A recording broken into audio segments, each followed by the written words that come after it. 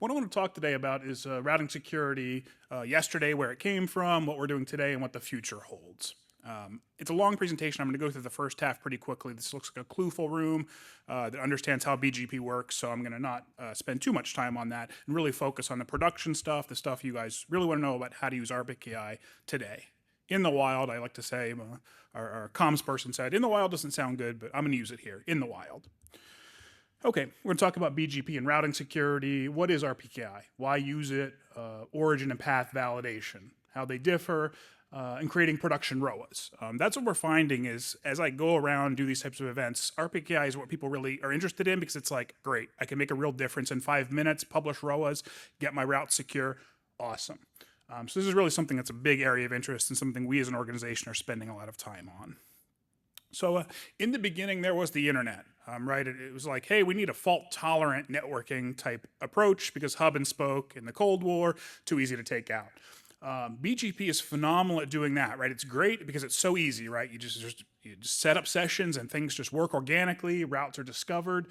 The problem is that works when everybody knows each other, right? Way back when it was like, hey, we have the Army, we've got Harvard, and we've got that's basically it. We've got research institutions, the military, everybody knew everybody. Once we go beyond that, where it's like, instead of this room full of people, we have a massive, city full of people, it doesn't really work anymore. So we needed a way to figure out how to basically monitor BGP for, hey, are we picking up the right routes? Is the map we're building even an accurate one? So we had things like, back when we used to call it routing by rumor, which is sort of like, hey, somebody told me this route was good, I'm going to go ahead and accept it. We've had things like internet routing registries that sort of work, but they're not as good as we'd like. They're sometimes stale. IRR data, sometimes somebody might return a block, stop using a block, that doesn't get flushed out. Stuff like that, it's not always guaranteed to be from the actual registrant. So the protocol part was easy, right? We all know how that works. Routing just happens. The complexity is in security. It's not built into BGP. So obviously no confidentiality, no authorization. It's interesting. We still get people saying, well, I got a letter of authorization.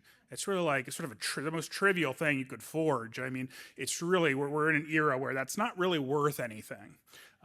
So this is basically a way to to basically figure things out. Make sure that your routes are being authorized, routed by you and not somebody else. So that's what routing security is. Basically, it's just verifying the factual graph topology, what's in the router in terms of the routes it's picking up to intended topology, what we want to happen. So this is the problem we're up against, is basically how are we verifying this? What are we verifying? What are the mechanisms we're using? And that's what I'm going to talk a little bit about today. Origin and path validation. So RPKI is really just the highest source of routing truth. It's not routing, right? RPKI is just a map for how to get around, the best verified map to get around. It's not actual routing itself. It's just a hierarchy of information. Aaron knows who the registrants of each AS number, at least within our registry, who registers each AS number, each prefix. So we're the ones who know who's authorized to create things.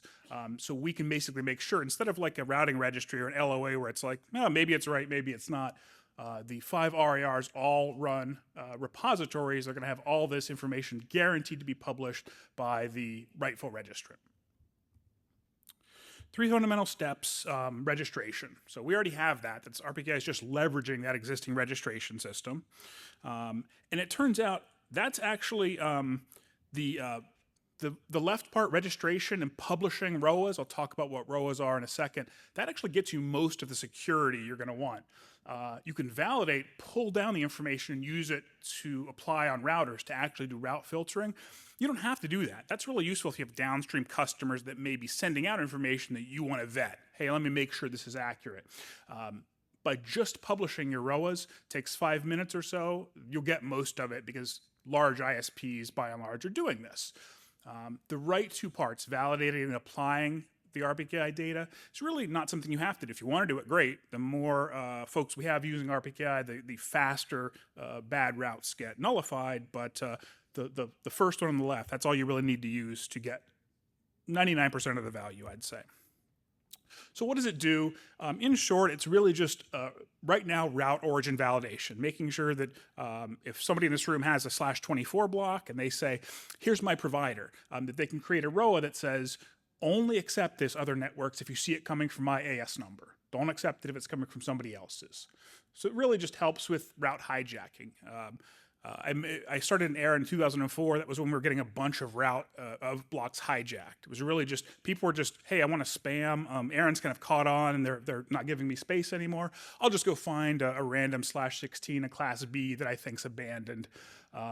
So this is really just, that's what it does. Basically prevents hijacking or fat fingering to put out routes that shouldn't be, that aren't authorized. Why is it important? It benefits more than just you, it benefits everyone. Starts to make the internet more secure, I'll talk about in a second. I used to have some cases, but there are cases where RPKI has actually interrupted hijack attempts.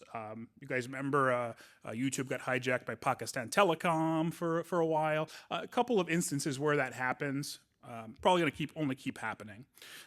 What's interesting now is we're finding a lot of service providers, especially large cloud providers. You can probably figure out kind of the folks I'm talking about, are actually requiring folks to use RPKI in order to onboard new customers. Like if you have a bring your own IP program, a lot of times they'll say, hey, we have an automated process that picks up all your ROAs. Just publish a ROA that says, this cloud provider is allowed to originate it. So it's just increasingly becoming sort of an ubiquitous onboarding type thing. So I would guess it's only going to increase. And we have continued work. I'll talk about that in a second, about how we're doing path authentication, not just route origin validation. So I'm going to skip through this pretty quickly. This is some fancy graphics. Our graphics folks were like, we need to have some cool little animations and stuff. So here we go. So ROAs don't directly impact your route announcements. That's one thing to keep in mind, is that again, this is not actual routing. This is a map of routing that operators have to make choices on. And creating a ROA does not mean you're announcing it. I'll talk about this in a second, but sometimes if you have a DDoS mitigation provider, you may not be announcing it now. You may intend to announce it in the future. So this really just exists to say either it is routed or it will be routed at some point in time. Doesn't mean you have to route it. It's just a mechanism to let other providers know what should or shouldn't. And a ROA can exist even if there's no matching BGP announcement. Again, the rote case for that would be, hey, it might turn on, pardon me, if a DDoS situation happens. So this is basically just reiterating some of the other stuff. This is really just AS this originates prefix that. That's all a ROA really is saying, this is my /24, this is my AS number, that's legitimate. If you see anything else, drop that and keep mine. There's valid, invalid, and unknown outcomes. Unknown just meaning we don't have any information about it. What's important to realize is this doesn't mean it can't be routed, it just means we don't have any information about it, just like we were before. So invalid is sort of bad, but unknown doesn't mean things will stop being routed, just means we don't have any information, see if there's any other information we can find, IRR, etc. So I'm going to go through this pretty quickly. What we're really just showing here is that this AS on the bottom left, ASA, is talking to ASZ. Really, this is just illustrating the complexity. Hey, we have to figure out if ASZ and ASA are talking. All this is just basically figuring out, hey, is this legitimate? This is way back when. We just accept anything and we say, all right, you told me something, I'll believe it. Routing by rumor. Same type of thing. I'll give my route back. Here we have, you can see the AS in the bottom right is bad because it's colored red, color of danger. So this is just indicating, this is basically just showing, ASZ could give its path, ASX could originate kind of a fake path, and this ASA has to decide which one's legitimate. That's the basic case we're always trying to solve with RPKI is, hey, I heard about 2 different routes, 2 different paths, which one is right? So origin validation is basically, in this example, ASZ said, okay, I went to a presentation by John. He told me to create ROAs. I did. Now this is just basically showing these shields here, other networks basically filtering it out. So I don't want to spend too much time other than to say, hey, if it's coming from the right registrant, this ASC over there with its shield, its little check mark says, checks out. ASZ, I have a ROA that says that's good. On the other hand, if this ASX with its bad one basically says, I'm going to drop that route. That's all we're doing here with RPKI. It's just deciding if there are multiple routes, which ones to drop and which ones to keep. All right, so let me kind of go through this quickly to get all that's showing really here is just the closer it is to the point of bad information, the closer we get to ASX, the faster this bad route gets filtered out. So I don't want to spend too much time on this because I think a lot of folks in here know BGP very well. Path validation. This is what we are working on now. The reason we're working on this is route origin validation does most of what we want. The problem is what we call a man-in-the-middle attack, where somebody says, "Oh, that route's authorized from AS 12345." Sorry, I know somebody has that 65536. Let's say, "Oh yeah, they're behind me. Yeah. Send me your data for them. I'll talk to them." When in fact they really don't have that customer downstream from them. So the way things can be done. This is what is going to fix that. Path authorization, basically saying not only are you from the right source, but you took the right path to get here. So it basically requires that we know relationships, who's peering with who has BGP peering sessions going, and can I use that data to figure out if the path is right? Same type of thing, valid, invalid, unknown. We have to have new objects, objects called ASPA. Okay, this is kind of reiterating what we just talked about. And this is the next step of what's happening, and I'll tell you later. We're actually deploying it this month. Some stuff that you can start testing on. So ASPA is really just documenting which providers are peering with each other. So in this case, we say ASA again in the bottom left is peering with C and D. Those are the green ones. So basically, they're going to tell the world these are the people I connect through. These are my two upstream providers. I'm multi-homed. If you see something from there. So this is another just example. ASZ says, okay, I learned about a path. It's going from A to C. Well, I can see an ASPA object. I know A and C are peers, so that's going to be legitimate. Just another example. Hey, D's one of their peers. Cool. Here's just an example of, hey, you jumped from ASA to ASB, but there's no ASPA object that says those two are peering with each other. I'm going to reject it. So that's basically what we're doing, is just figuring out not only that it came from the right AS, but that it's going along the right path. Again, not that man-in-the-middle attacks are that common, but it's basically to shut down another attack vector. All this stuff is, we're laying the track as the train is running. We don't have a ton of operational experience with it. For BGPsec, this is just kind of putting it all together, verifying the path, making sure that it's accurate. Okay, I'm going to hurry through a little bit because I want to get to some of the current operational stuff. So all this is basically saying origin validation, what we're doing today, is not enough. It's not complete. Path validation is not enough. We're getting very close, however, and the U.S. government has a ton of interest in this. They're pushing. They actually did a big push to get all the resources certified under an agreement with us, so they could start using. RPKI. Government's very interested in this and kind of interested in pushing networks along that way.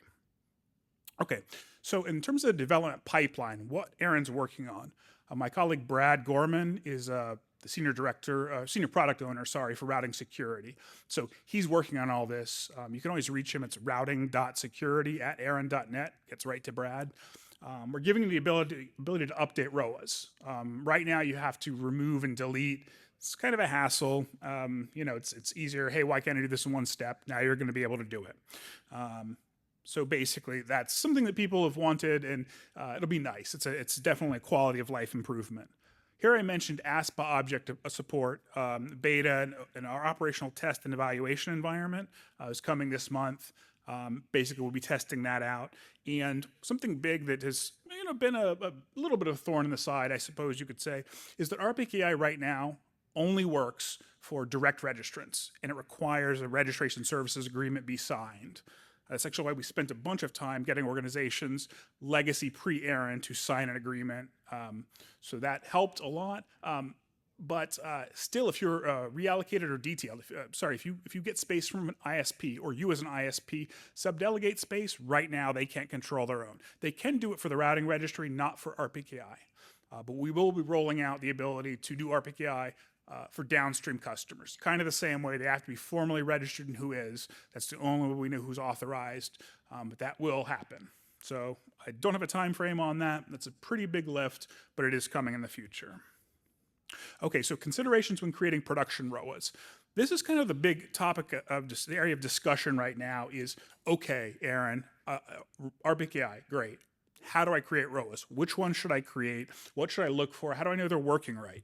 That's really where people are interested. In terms of planning out a deployment, right now, if you do switch types, there's 3 types. I think there's a slide I'll talk about in a second, but if you change RPKI types, everything goes away right now. So make sure you select the first one. Generally, it's hosted. That's where we do everything for you. As I mentioned, DDoS services, I'll talk about that in just a second. There is a special case. Our repository is updated every 5 minutes. And usually it takes about 30 to 60 minutes for a ROA to start having impact, again, in the wild. Our comms folks apparently don't like that phrase, but I like it. So that's about how long it's going to take for you to see that impact happening. Okay, so a couple of tips here. We have folks sometimes, and this is more prevalent in other regions, will put a bunch of prefixes on one origin AS, create one route origin authorization that says, hey, here's 30 prefixes and they're all being announced from this AS number. The problem there is that they all have a shared fate. So if a list changes, basically it means that one bad route could nullify the whole ROA, could accidentally wipe out some other routing security statements they're trying to make. So generally in this region, people are sort of doing a one-to-one, one ROA, one prefix, basically to make things atomic. If you have a lot of them, it's your choice as to if you want to create ROAs with more prefixes, but it just means you might have some stuff get nullified if there's a transfer or change in your account. So I would lean more towards one ROA per prefix, probably a little safer, a little more to manage, but basically, and you will not have to worry about ROAs expiring. There was, when we first started RPKI, it's funny, everybody was like, oh, everything's for 10 years. And apparently nobody was like, hey, what happens after 10 years? All of a sudden, developers had to be like, wait a second, 10 years is here. So now nothing expires. At this point, all of our, everything auto-renews, which is awesome. Max length. Okay, so max length is something you can set. If you're doing a ROA, hey, I have a /16. Max length is something to say, but accept anything from a 16 down to every /24 in this /16, this class B I have. It's basically a way to say, hey, I'll accept anything between these two. Here's the problem is you can do that, but you may be unintentionally creating attack vectors. Basically meaning if you create a row with a /16, you say max length of /24, you are telling everybody, hey, accept anything, any random /24, as long as it says it's originating from this AS. The problem there is that if you're not actually routing them all, it creates an opportunity for somebody to do one of those man-in-the-middle attacks, something like that. So you can use it, just make sure you're doing it knowingly. Don't do it because, hey, that's a cool feature. And sort of the IETF or RFC best practices are kind of basically saying there's reasons to do it, but make sure you're doing it sparingly where it's appropriate, not just doing it because I don't want to take 2 more minutes to create a few more ROAs. In terms of what ROAs to create, the simplest thing to say is tightly tailor your ROAs to what you're actually routing.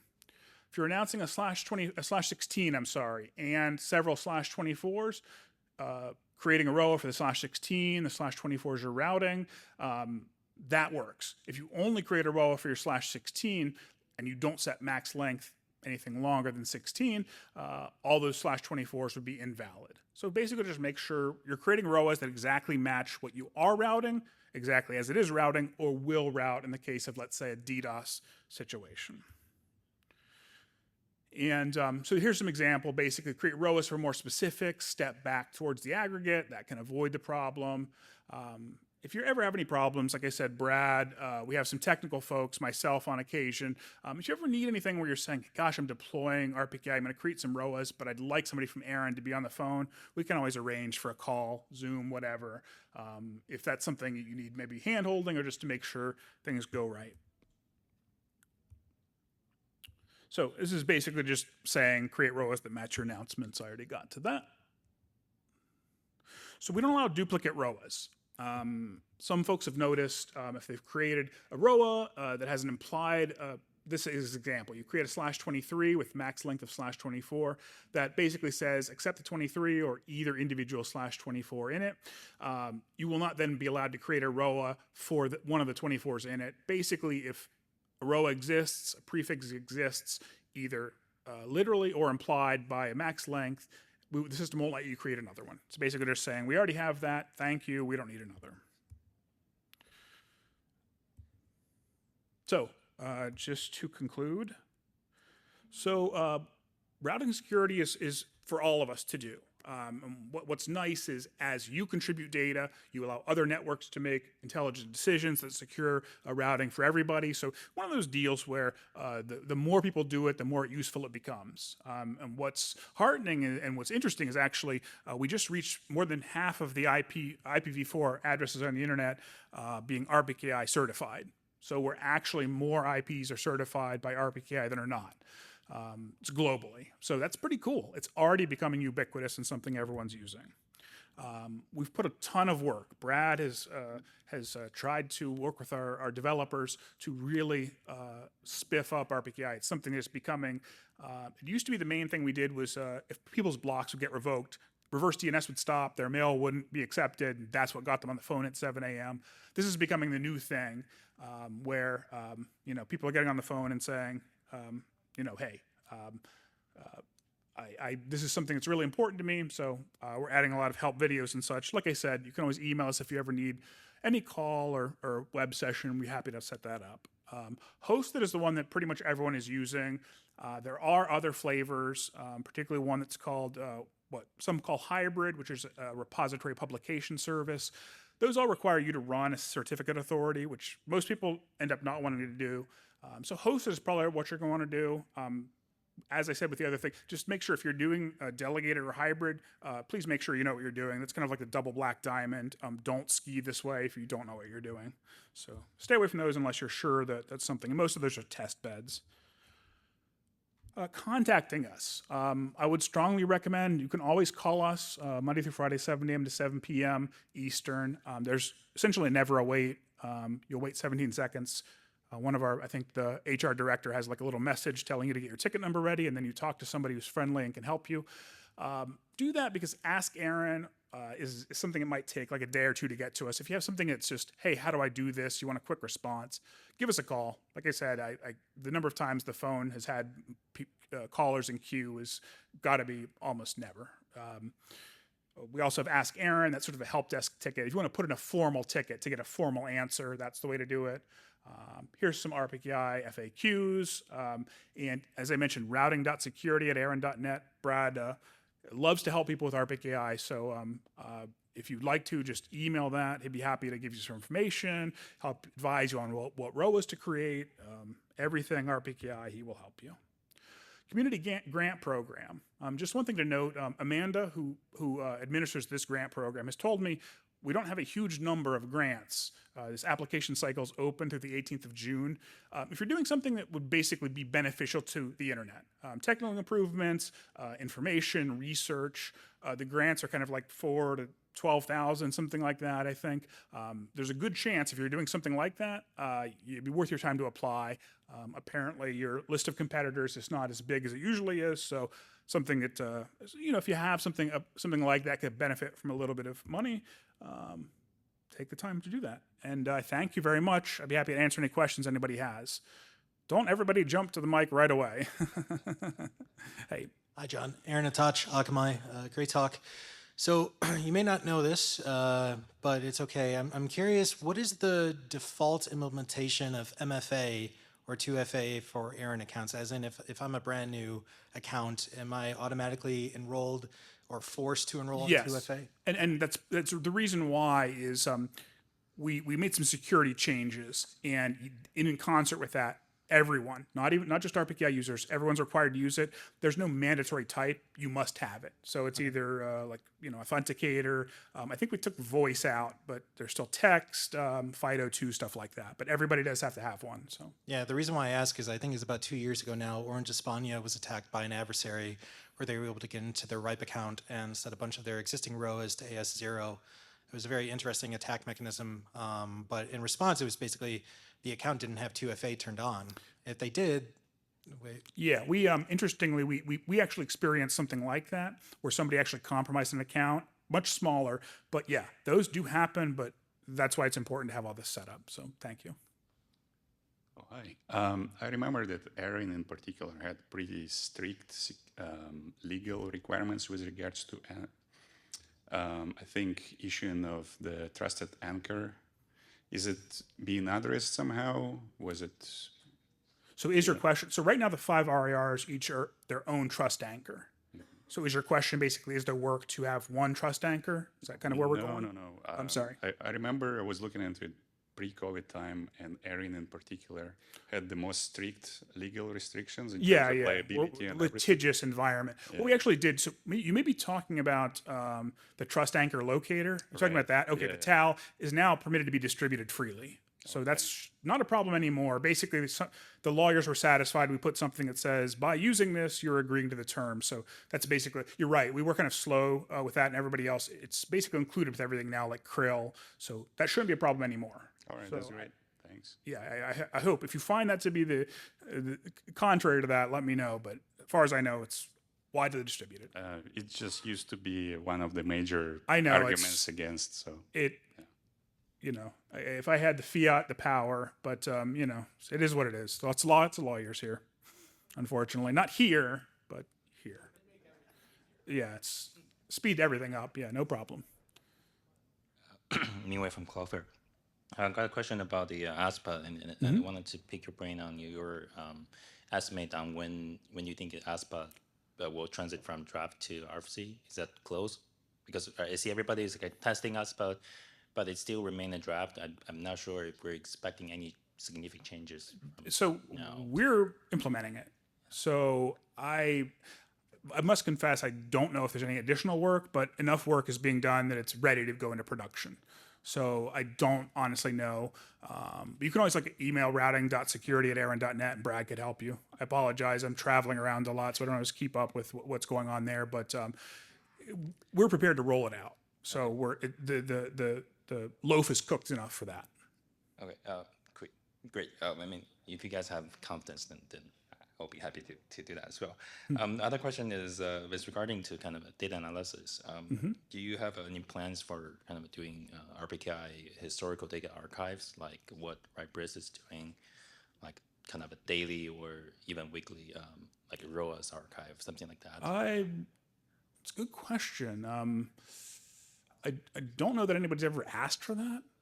If that's something you're interested in, it could be. I don't know if people are pulling down. I guess somebody could pull down a repository and keep it historically.